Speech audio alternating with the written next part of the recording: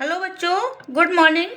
तो आज हम पढ़ेंगे कक्षा 4 के पर्यावरण और हम भाग 2 के पाठ 12 और पाठ का नाम है अपना प्यारा घर। अपना प्यारा घर। देखते हैं किसका किसका घर इसमें बना हुआ है। ठीक है बच्चों, इसके पहले वाले वीडियो में पाठ 11 हम नक्शा के बारे में पढ़ चुके हैं। आओ बनाएं नक्शा। पाठ 11 जो नक्शा बनाया गया है ये सब हम पढ़ चुके हैं, उसे आप लोग जरूर देखना और पढ़ना। आज के होमवर्क में ये पाठ 12 बनाएंगे, अपना प्यारा घर। ठीक है, तो वीडियो में लास्ट तक जरूर बने रहना और अपना अपना कॉपी खोल करके बैठ जाओ और लिखना शुरू कर दो बच्चों। ठीक है, फटाफट लिखो। नन्ही गौरैया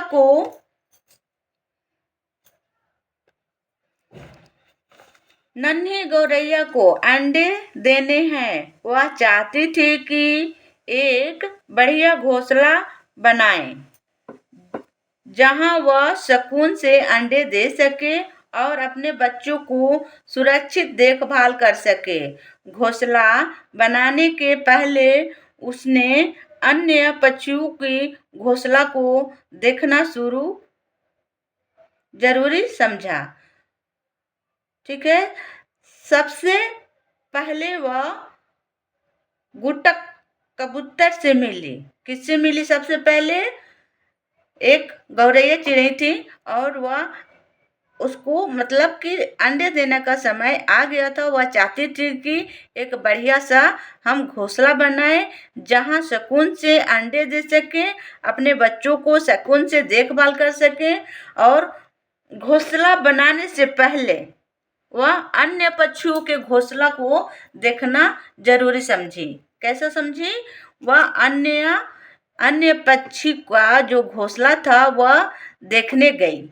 तो सबसे पहले उन्होंने गुटुक कबूतर से मिली। किससे मिली? कबूतर से मिली। गुटुक कबूतर, एक बढ़िया घोंसला बनाने के लिए मुझे तुम्हारी सलाह चाहिए थी।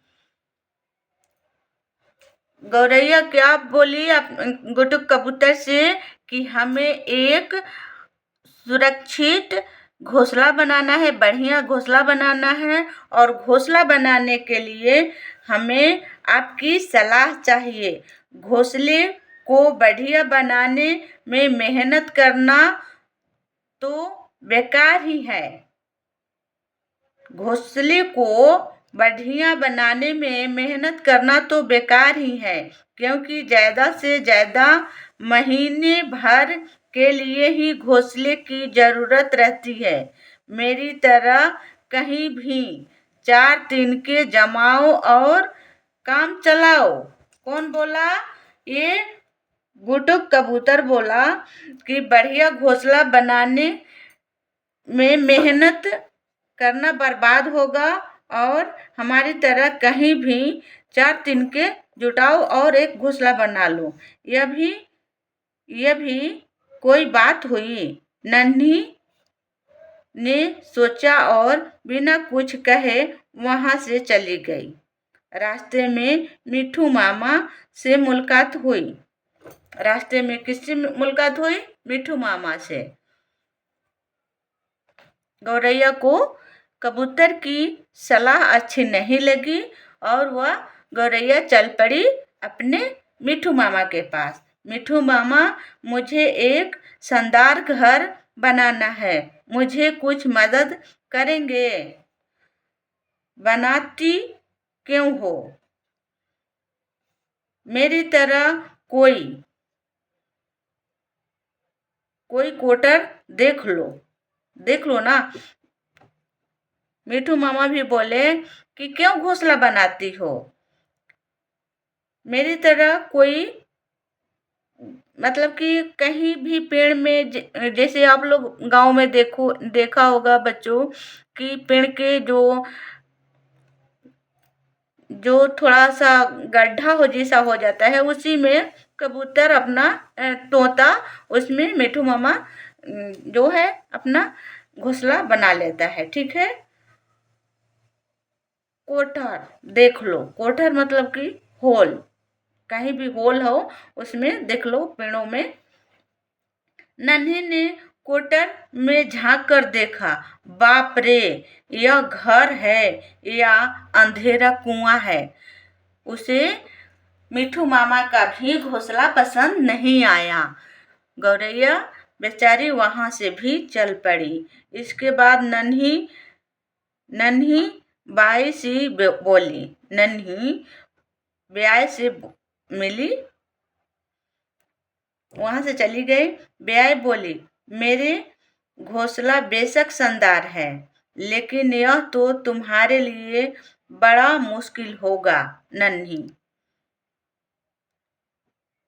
ब्याह एक पक्षी है और उससे मिली और बोली कि ये घोंसला, मेरा तो घोंसला बहुत शानदार है, पर इसको बनाना आपके लिए बहुत मुश्किल होगा।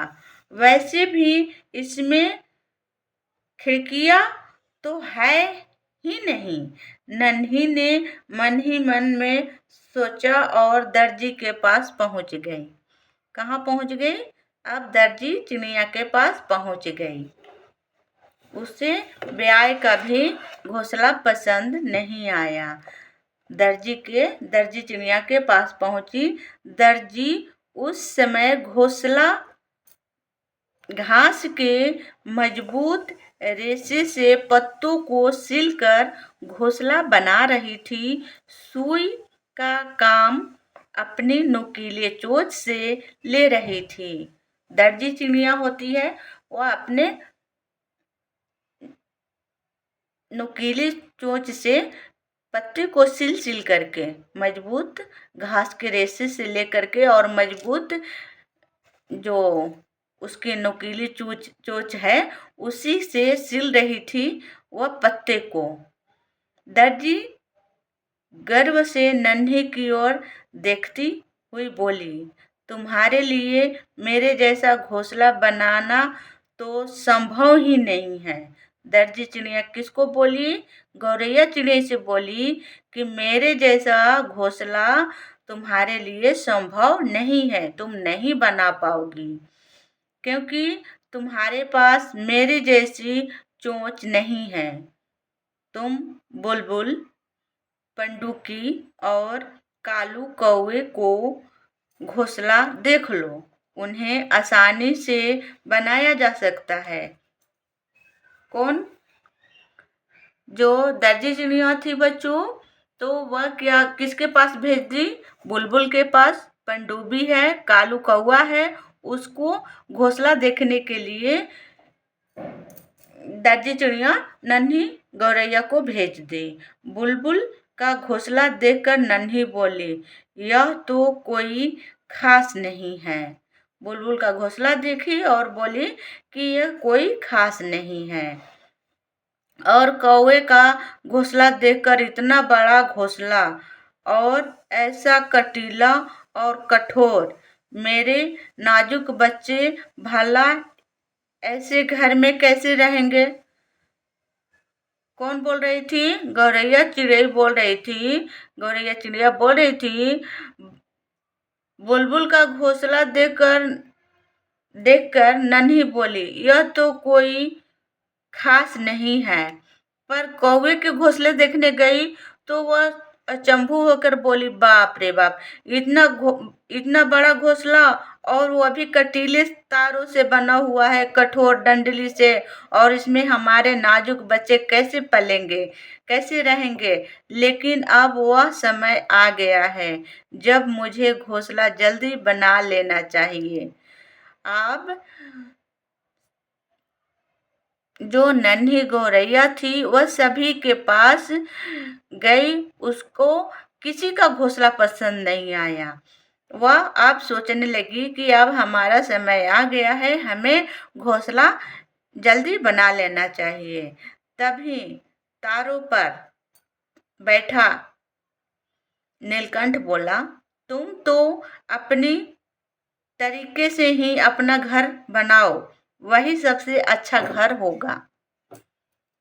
ठीक है बच्चों, ये क्या बोल रहा है?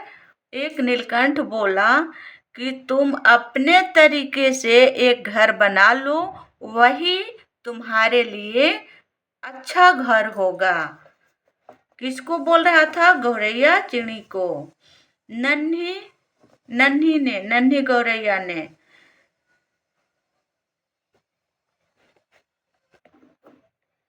नन्ही ने वैसे ही किया। वह खुद से अपना घर बनाई और उसी घोंसले में 4 अंडे दिए। वह किसी की बात नहीं मानी और उसे किसी का भी घोंसला पसंद नहीं आया। वह खुद से घोंसला बनाई और उसी में 4 अंडे दिए। अंडों को सेने के लिए बैठी नन्ही को लगा कि वह घोंसला ही उसका सबसे प्यारा और अनोखा घर है। जब अंडा दे दी नन्ही चिड़िया गौरैया, तो